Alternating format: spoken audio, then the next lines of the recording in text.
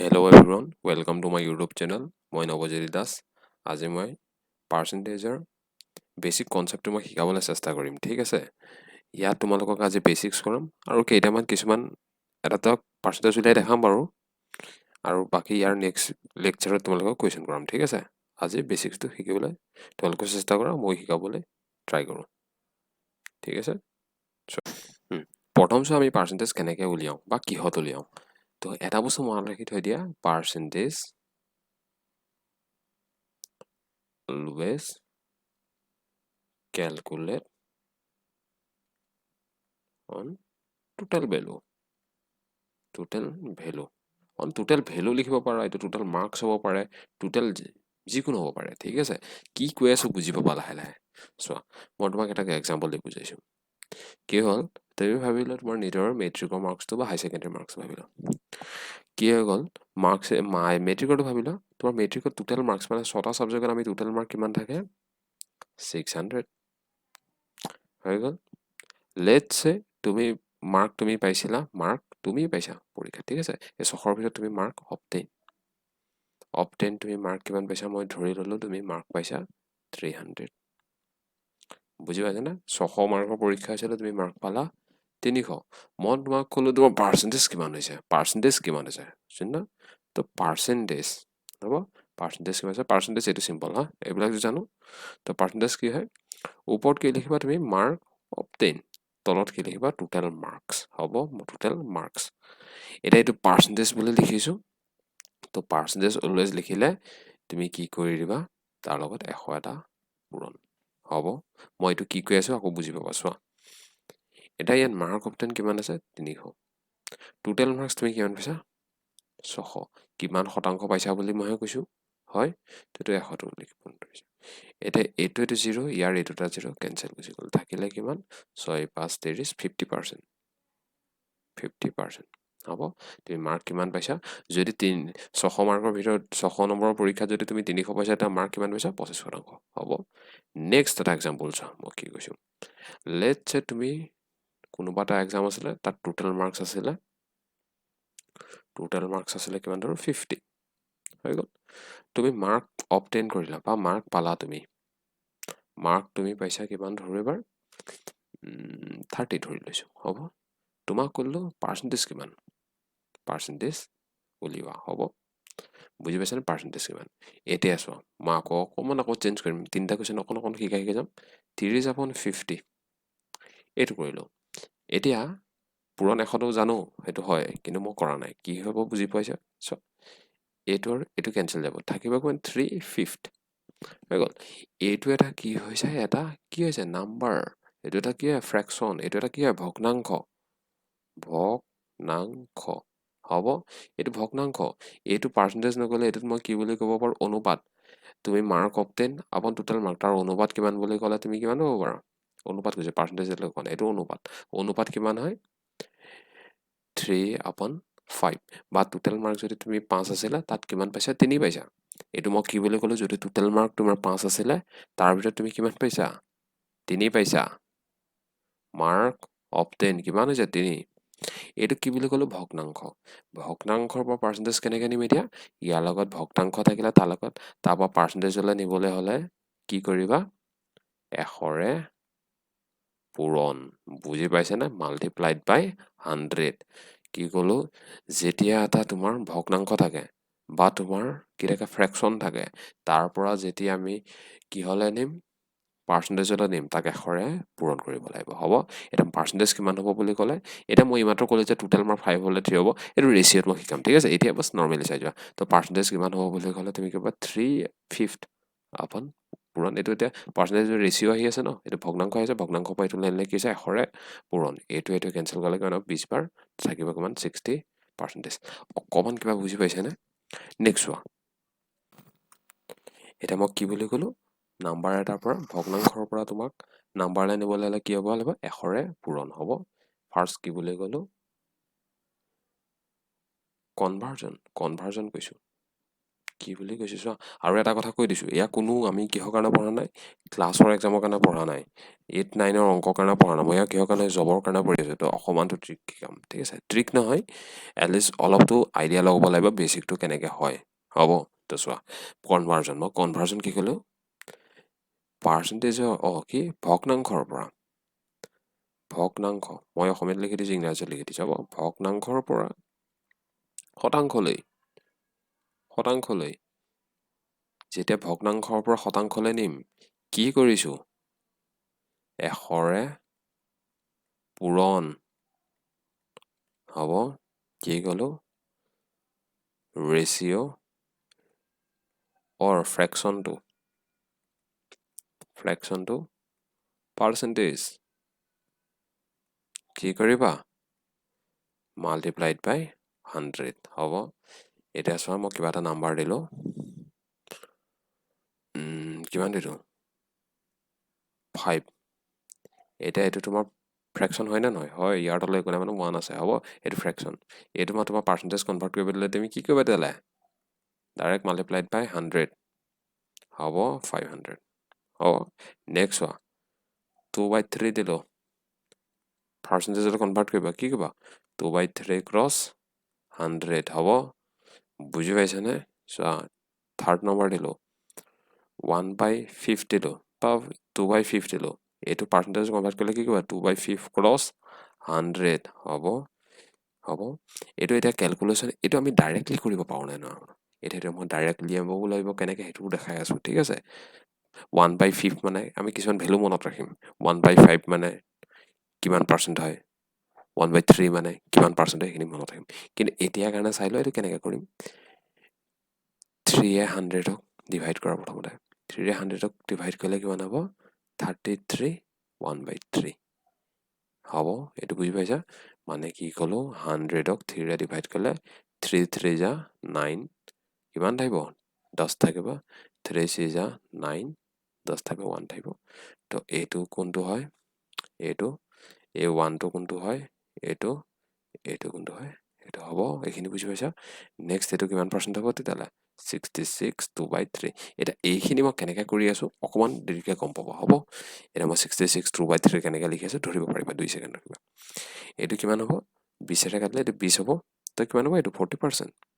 এটা পাৰ্চেন্টেজ দলে নিবলৈ শিকিলা নাই মোক সেইটো হ'ব যেটা কনভাৰ্ট কৰিবা ডাইৰেক্টলি এশৰে পূৰণ এইখিনি মনত ৰাখা যদি তেতিয়াহলে মই কি বুলি ক'লো ভগ্নাংশৰ পৰা শতাংশলৈ নিলে এশৰে পূৰণ তেতিয়াহলে শতাংশৰ পৰা ভগ্নাংশলৈ নিবলৈ হলে কি হ'ব এশৰে হৰণ হৈ গ'ল তো ভগ্নাংশৰ পৰা শতাংশলৈ নিবলৈ হলে এশৰে হৰণ এইটো মই লিখি দিছো নেক্সট স্লাইডত কি ক'লো ভগ্নাংশৰ পৰা শতাংশলৈ শতাংশৰ পৰা ভগ্নাংশলৈ কি হ'ব কনভাৰ্জন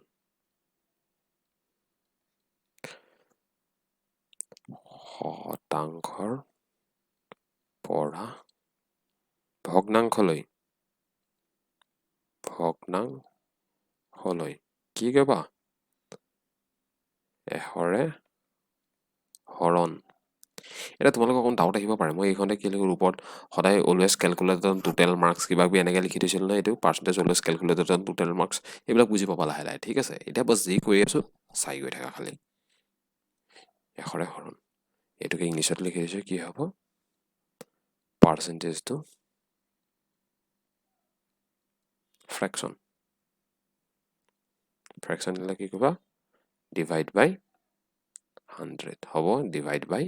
100 বুজি পাইছে না এটা চোৱা মই যেনিবা তোমাক দিলো কি 50% এইটো এতিয়া নাম্বাৰলৈ কনভাৰ্ট কেনেকৈ কৰিবা 50 ডিভাইডেড বাই 100 বুজি পাবা তোমাক মই কৈ গলো কিমান দিওঁ 85% এইটো কেনেকৈ কৰিবা 85 বাই 100 এটা এইটো কেনচেলেশ্যন হ'ব এইবিলাক কেনচেলেশ্যন মই কৰি থকা নাই মই এইবিলাক কৰি আছো বস বুজিবলৈ চেষ্টা কৰা তোমাক মই কি ক'লো 125% এইটো কি কৰিবা 125% এইটো কেনেকৈ কৰিবা 125 upon 100 বুজি পাইছে না এইটো হ'ব বুজি পাইছা এটা এইখিনি ফ্ৰেকশন যে এনেকৈ যে লিখিলোঁ এইবিলাক এনেকেই বুলি পাই তলত 100 লিখিম কিবা লিখিম এনেকৈ নেকি ইয়াৰ অকণমান তোমাৰ কিছুমান বস্তু মনত ৰাখি থ'ব লাগিব যেনেকৈ 1% 1 মানে 100% এইখিনি মই শিকাই আছোঁ লাহে লাহে প্ৰথমতে কেইটামান কুৱেশ্যন কৰি চাই লোৱা এই যিটো নৰ্মেলি বেছিক ৰুলত শিকাইছোঁ এনেকৈ এইকেইটা কৰি চাই লোৱা ফাৰ্ষ্টতে তুমি চোৱা এইটো 22% অফ 140 22% এইটো কি আছে 140% অফ মানে কি হয় মাল্টিপ্লিকেশ্যন হ'ব আৰু অসমীয়াত কি বুলি ক'ব এই অসমীয়াত এই অফটোৰ জেগাত কি আহিব ৰ আহিব হ'ব এটা চোৱা মই ইয়াত অসমীয়াত শ্লাইডবিলাক মই বনোৱা নাই মানে শ্লাইডখিনি ইংলিছত আছে কিন্তু কৈতো আছে অসমীয়াত ন তো লিখি ল'বা হ'ব বুজি পাইছানে এতিয়া ফাইন দি ফল'য়িং এইটোতো এতিয়া মই অসমীয়াত কি লাগে তলৰবোৰ কেলকুলেট কৰাবা তলৰবোৰ উলিয়াব এনেকুৱা হ'ব এইবিলাক মই কি লিখোঁ এতিয়া অংকটো ইমান লিখিবলগীয়া নাথাকে হ'ব বুজি পাইছা এইটো চোৱা এই অফ মানে অসমীয়াত কি আহিব ৰ আহিব 22% অফ 140 কেনেকৈ লিখিবা 22% এটা পাৰ্চেণ্টেজ আছে এইটো কেলৈ কনভাৰ্ট কৰিবা ভগ্নাংশলৈ 22 বাই কি লিখিবা তলত 100 পূৰণ 140 বুজি পাইছেনে এইটোত কি লাগে 25% কেনে 25 বাই 100 ক্ৰছ 750 এইটো কি লিখিবা 16.5% 16.5 আপন 100 ইনটু 5000 হ'ব বুজি পাইছা এতিয়া এইখিনি কেলকুলেট কৰি লওঁ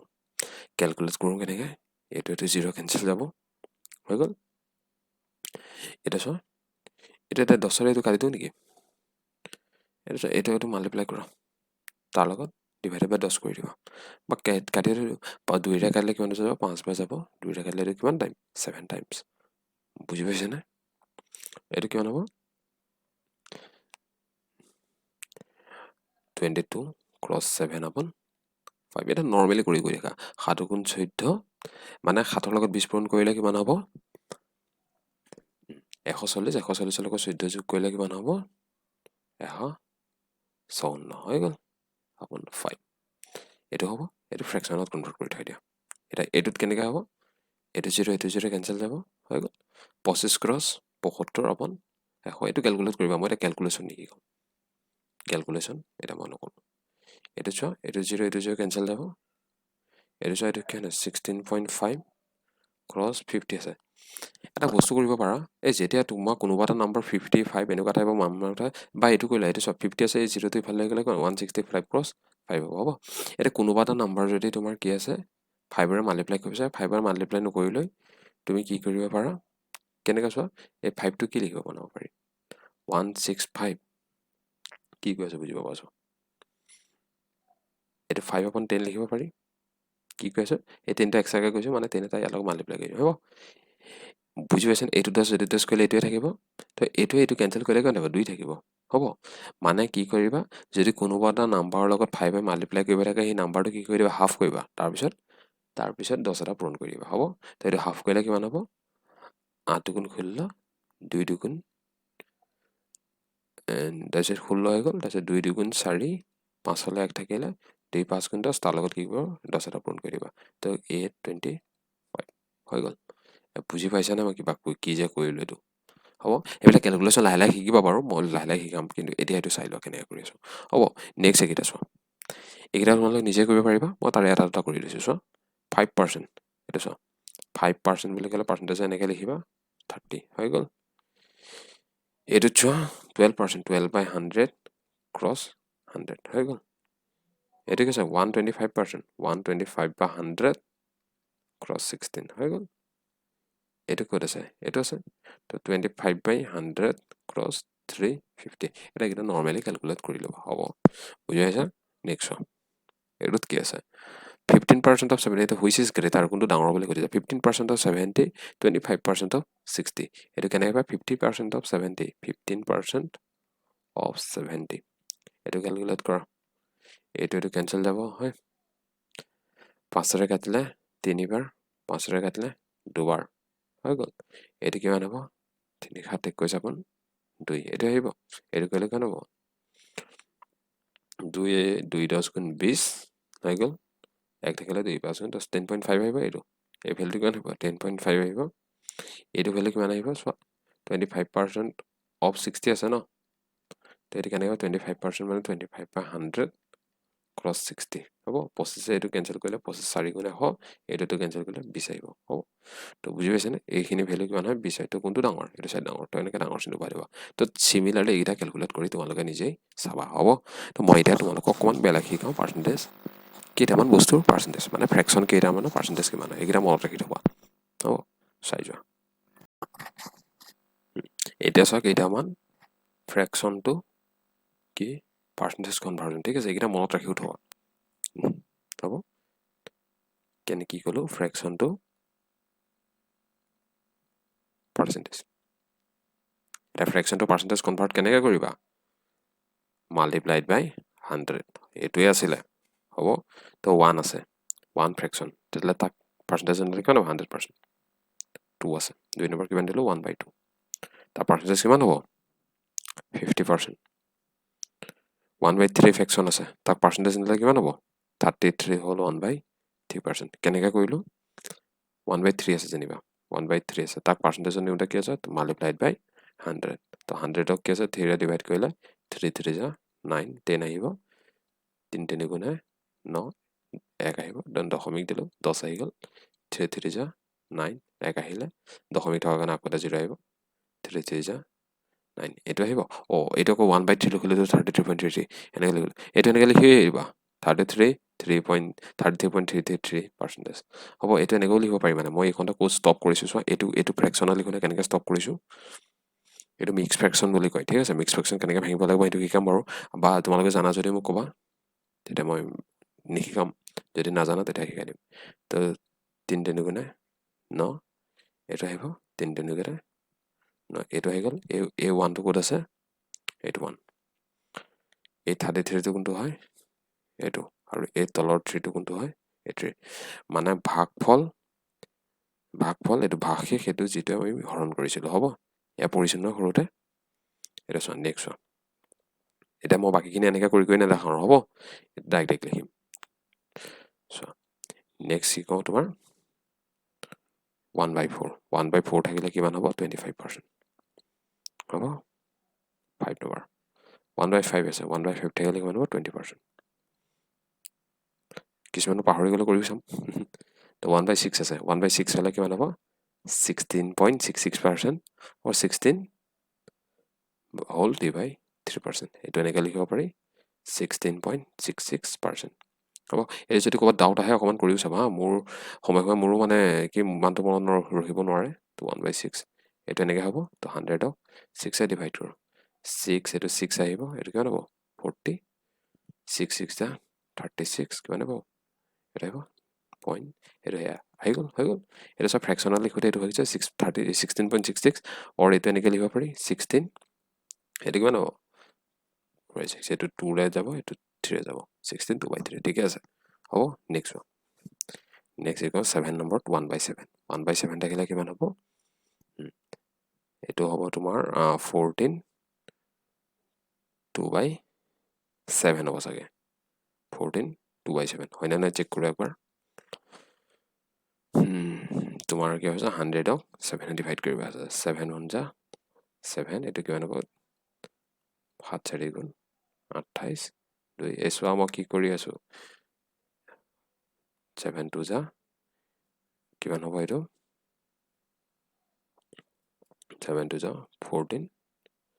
26 হ'ব ঠিক আছে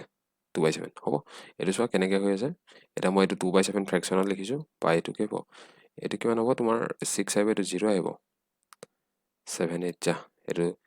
14.28% এনেকৈ লিখিব পাৰা হ'ব এইটো এনেকৈ মানে এইখনে মই এই ফ্ৰেকশনাল লিখোতে কোড ষ্টপ কৰিছো এইটো চোৱা এইটো কিমান হৈছে 14 হৈছে 14 আহোতে লাষ্টত কিমান হৈছেগে তোমাৰ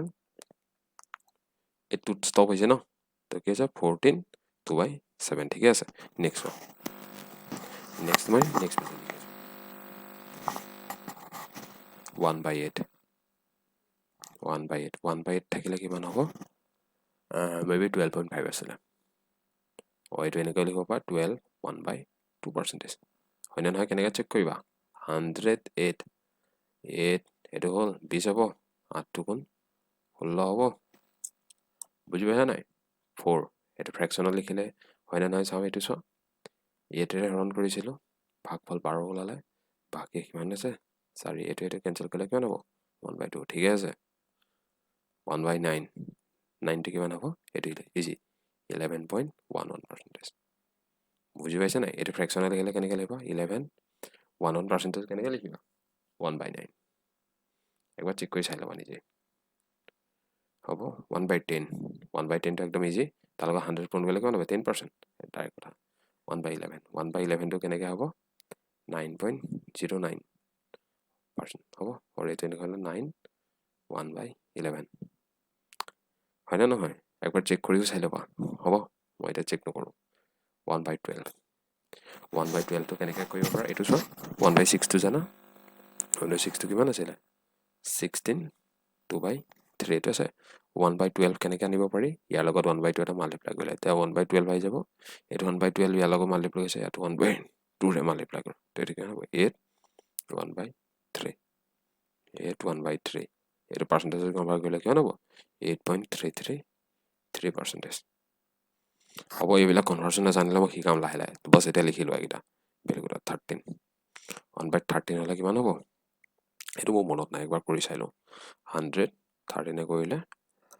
13 তোমাৰ ন 7 কৰিলে 7 3 21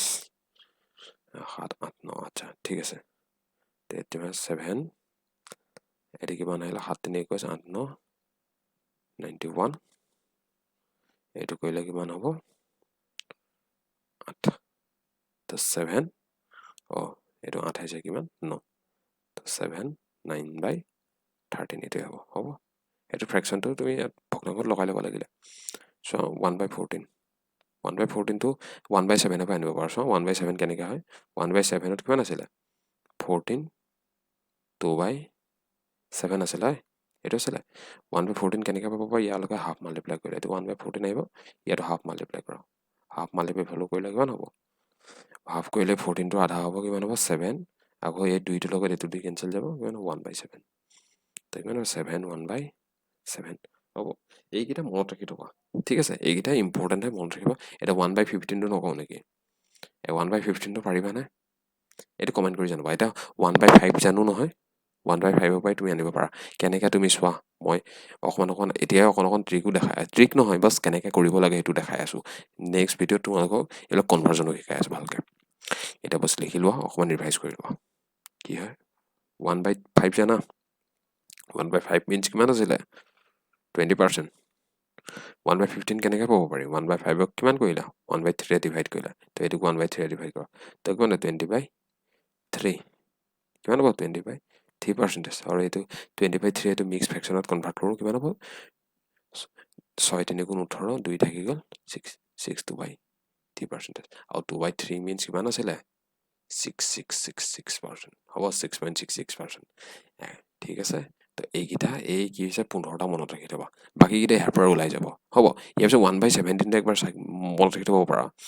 1/17 টো 1/17 টো মনত ৰাখি থ'ব পাৰা কিন্তু এতিয়া মই এইটো কৰিম নহয় তোমালোকে মোক এইটো কমেণ্টত জনাবা ঠিক আছে বুজি পাইছানে হ'ব তেতিয়া থেংক ইউ বাকী তোমালোকক নেক্সট ক্লাছত লগ পাম হ'ব আৰু চেনেলটো লাইক শ্বেয়াৰ ছাবস্ক্ৰাইব কৰি দিবা